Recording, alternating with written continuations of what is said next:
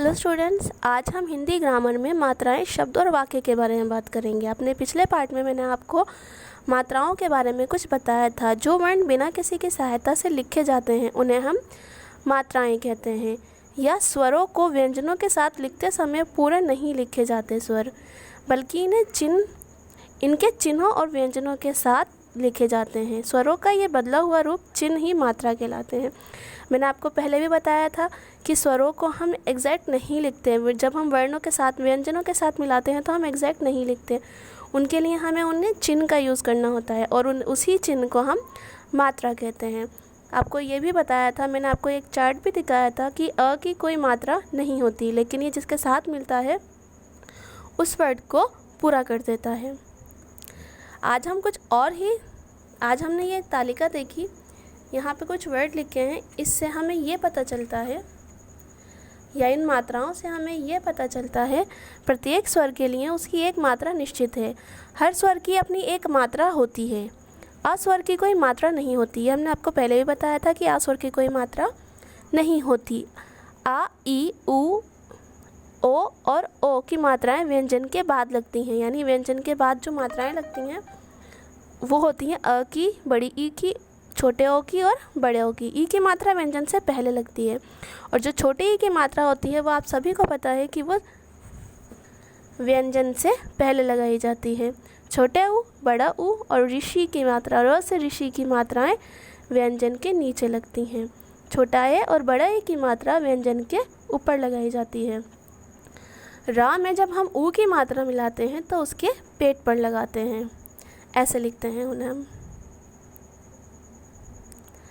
अनुस्वार और अनुनासिक। अनुस्वार, अयोगवा और अनुनासिक ये क्या होते हैं? अनुस्वार अंग की मात्रा को कहते हैं और अनुनासिक चंद्रबिंदु को कहते हैं। विसर्ग हमारा अह की मात्रा होती है।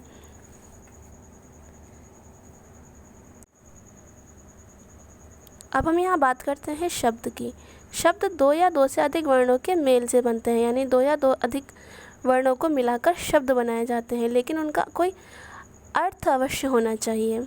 जैसे घ में ओ की मात्रा, ड़ में अ की मात्रा मिलाई तो घोड़ा हुआ, लेकिन अगर मैं ड़ और घो पहले लिख लेती तो इसकी कोई अर्थ नहीं होता। ड़ घो ये कोई अर्थ नहीं है। इसलिए शब्दों के सार्थक समूह को वर्णों के सार्थक समूह को हम शब्द कहते हैं।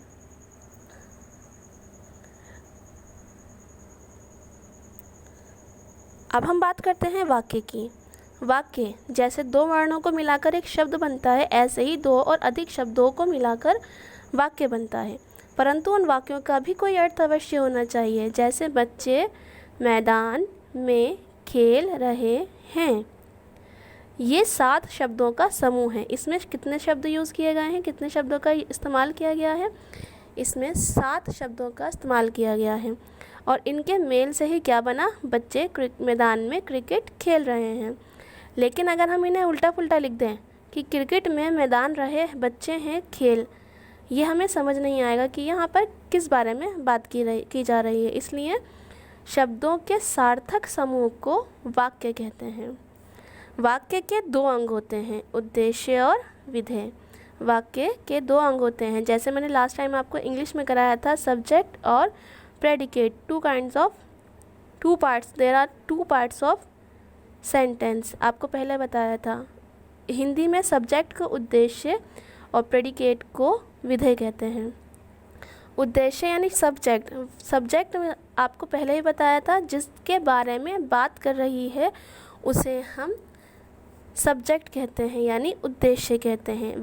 वाक्य में कर्ता के बारे में सूचना देने वाला भाग उद्देश्य कहलाता है, यानी हमारे सेंटेंस में वाक्य में जो काम हो रहा है, वो काम कौन कर रहा है, उसकी सूचना यानी उसके खबर देने वाले भाग को हम उद्देश्य कहते हैं।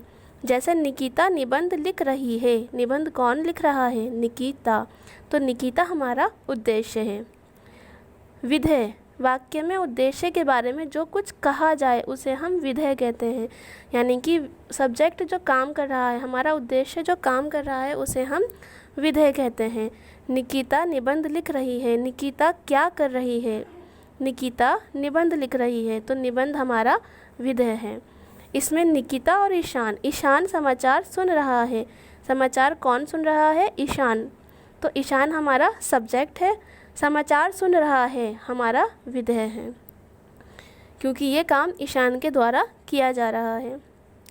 इन वाक्यों में निकिता और ईशान उद्देश्य हुए और निबंध लिख रही है हमारा प्रेडिकेट यानी विधेय हुआ।